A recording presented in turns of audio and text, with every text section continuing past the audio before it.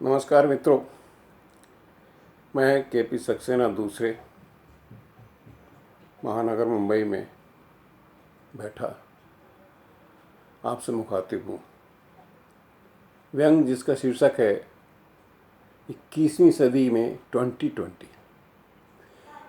एक ज़माना था कि जब भी लिखने का मन करता तो सबसे सॉफ्ट टारगेट होता था हमारा कोई नेता या कोई पुलिस वाला। लेकिन अब हम 21वीं सदी के 2020 में हैं। अब नेताजी पर चाहे जितनी मखमली चलाइए, वो ना केवल मुस्कुराते हैं, ताली भी ऐसे बजाते हैं जैसे उनका प्रशस्ति गान हो रहा हो। गिरगिट या मगरमच्छ जैसे विशेषण गिरगिट या मगर जैसे विशेषण उन्हें आभूषण की तरह लगते हैं।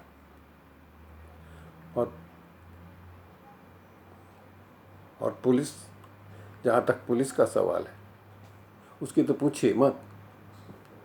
उनकी तो लगी पड़ी है। जब से कोरोना का कोप शुरू हुआ है ना, समझ में ही नहीं आता बेचारे क्या रहे क्या। ड्यूटी में तो ईंट पत्थर खा रहे हैं, और जब थके मांदे घर पहुंचते हैं तो बीवी कहती है बरामदे में सब कुछ उतार कर वॉशिंग मशीन में डाल दो और पानी में डिटॉल डालकर साबुन से अच्छी तरह नहाना। मास्क और दस्ताने पहनकर कमरे में बैठो, वहीं नमकीन रोटी देती हूँ क्योंकि राशन में सिर्फ आटा ही बचा है, खाओ और जाओ। और खबरदार, कल जब आना तो जो लाओगे वही पकाऊंगी। और बच्चों से हाथ मत लगाना। गनीमत है कि कुकर में डालकर सीटी का इंतजार नहीं करती। अब बताइए, ऐसे निरीह प्राणी पर क्या व्यंग लिखेंगे। अतः हमने सर्वव्यापी किंतु उस अदृश्य महाशक्ति को अपना विषय बनाया जिसके नाम से इन दिनों समूचे विश्व में घिघी बंधी हुई है। जी हाँ, सही समझा। यह महाशय कोरोना या कोविड-19 के नाम से कुख्यात है। हमने महाशय तो कह दिया, लेकिन अभी तक तय नहीं हो पाया है कि उन्हें जीव जगत का माने, वनस्पति जगत का माने, या फिर निर्जीव। फिर भी सोशल डिस्टेंसिंग को रखते हुए उनका मंगलाचरण तो पढ़ना पड़ेगा। जी हाँ, बाबा जी कहते हैं कि अतिथि में कितनी भी बुराई हो, कुछ न कुछ अच्छाई उसमें अंतर्निहित होती है, उसे खोजो। तो साहब, हम भी खोजने में जुट गए। जनाब, जैसे ही कोरोना के प्राकट्य का संदेश ब्रेकिंग न्यूज़ की तरह हमारे देश में आया, स्कूल बंद हो गए। यानी रोज रोज उठाकर बच्चों को स्कूल पहुंचाने की मशक्कत बच गई। उसके बाद बाजार बंद हो गए, तो सब्जी भाजी किराने की भी झंझट खत्म हुई। लेकिन तीसरा आदेश, वर्क फ्रॉम होम, थोड़ा भारी पड़ा। ये हर्ष मिश्र विषाद था। ऑफिस की भागदौड़ और साहब की, क्या कहना चाहिए उसे, ऑफिस की झिड़कियाँ। ऑफिस की भागदौड़ और साहब की झिड़कियों से तो निजात मिली, लेकिन घर में 24 घंटे के लिए मैडम के लॉकडाउन में आ गए। मैं तो लॉकअप भी कह सकता हूँ, मैडम के लॉकअप में आ गए। लेकिन इसके बाद जो खबर प्रसारित हुई, उससे समूचे मध्यम वर्ग में तहलका मच गया। यह उद्घोष काम वाली बाइयों की बस्ती की तरफ से आया था। उनका कहना था कि आप लोग तो वर्क फ्रॉम होम कर रहे हैं और हम आपके होम में आके वर्क करें। और सारा देश जानता है कि बाइयां घर की लाइफलाइन हुआ करती हैं। घर में पति से ज़्यादा पूजी जाती हैं,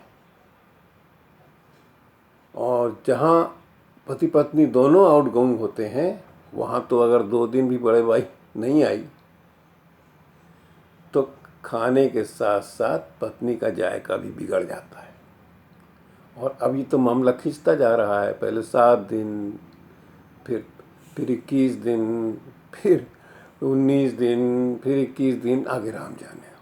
खैर, हमें कुछ पॉजिटिव तलाशना। ओह, पॉजिटिव सब थोड़ा आतंक का पर्याय बना हुआ है, तो हम ये कहते हैं कि कुछ अच्छाइयाँ तलाशना थी। लिहाजा हमने एक आदर्श पति की तरह घर में झाड़ू पोछे का काम स्वयं अख्तियार कर लिया।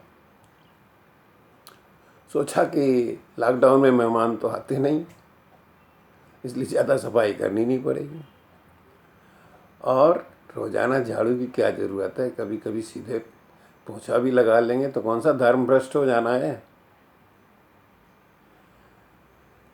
कहना ना होगा कि इस असाइनमेंट में बर्तन साफ करना मैंडेटरी था। झाड़ू पोछे में एक ज्ञान हमके वहाँ इजाफा हुआ। झाड़ू लगाते समय हमें आगे बढ़ना होता है और पोछा लगाते समय पीछे सरकना होता है। किंतु बर्तन मांजते समय हमसे चूक हो गई। पिताजी ने कहा था कि काम कितना भी छोटा हो, कुछ ना कुछ अकल रहती है, लगाना पड़ती है। लेकिन हम जब बर्तन मांजने लगे तो पिताजी की जगह नानी याद आ गई।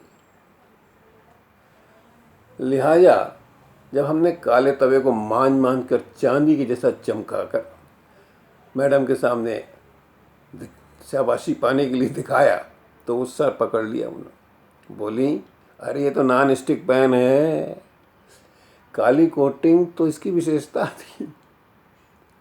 खैर साहब, बड़े बड़े घरों में छोटे छोटे हादसे तो होते ही रहते हैं।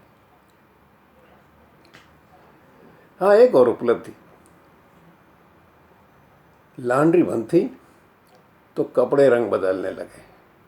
हम तो खैर 2 बड़े बड़मूड़े और 2 गंजियों से 1 महीना निकाल गए, क्योंकि न बाहर जाना था और न किसी मेहमान को आना था। बड़ा सुख था। कि दुनिया थोड़े ना 2 बड़मूड़े से चलती है। यहाँ हमारे हॉस्टल वाली अक्ल काम आई कि एक चादर को बगैर धोए किस तरह 4 बार इस्तेमाल किया जा सकता है, वो काम आया। अब ये ज्ञान न मुझे MBA करते समय मिला और न शायद IIM के सिलेबस में ही होगा।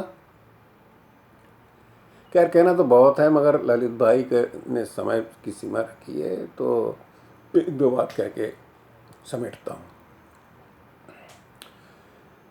किचन में हाथ आजमाने के दौरान ये पहली बार जाना कि सिर्फ आलू प्याज से कैसे 4 प्रकार की सब्जियां बन सकती हैं, और दाल में टमाटर प्याज का तड़का लगाकर, चाट मसाला डालकर, तड़का लगाकर या चाट मसाला डालकर उसे सांभर के रूप में परिवर्तित किया जा सकता है, और इससे 2-3 टाइम का काम आसानी से चल जाता है। सुबह की सब्जी को शाम को कैसे रसादार, सुबह की सूखी सब्जी को शाम को कैसे रसादार बनाया जाता है। बासी रोटी के चूरमे को अंडे के साथ फेंटकर इंडियन ऑमलेट कैसे तैयार किया जाता है। और कुछ नए प्रयोग भी हुए।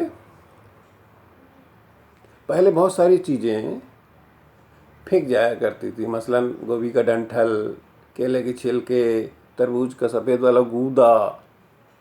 अब हमें उनमें पौष्टिकता नज़र आने लगी और सब्जी लाजवाब बनने लगी।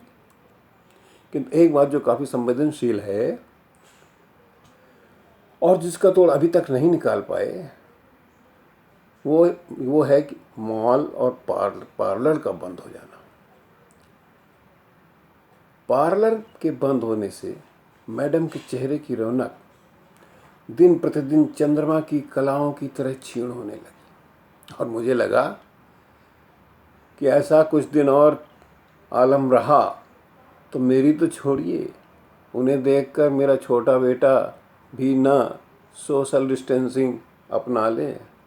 बस अंतिम बात, यह सब होने के बावजूद भी हम अपने देश की संस्कृति नहीं भूले। हमें इस कोरोना के जनक देश से भी सहानुभूति है, खासकर वुहान शहर से। विगत 70 दिनों से उनका वह मटन मार्केट बंद है जहां रोज लगभग 30,000 लोगों का आवागमन होता था। और इंसान को छोड़ जीव जगत का ऐसा कोई जीव नहीं है जो वहां किसी न किसी रूप में खाने लायक उपलब्ध न हो।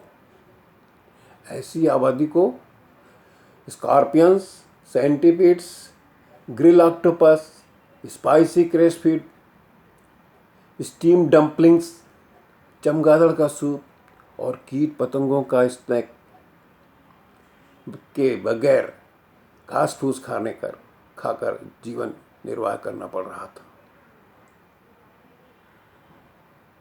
हमारी ईश्वर से प्रार्थना है कि वो जो खाते हैं खाएं, किंतु रायता इधर न फैलाएं, क्योंकि उनके जहर देकर दवा बेचने के बाजारी ड्रामे को अब समूचा विश्व जान चुका है। धन्यवाद।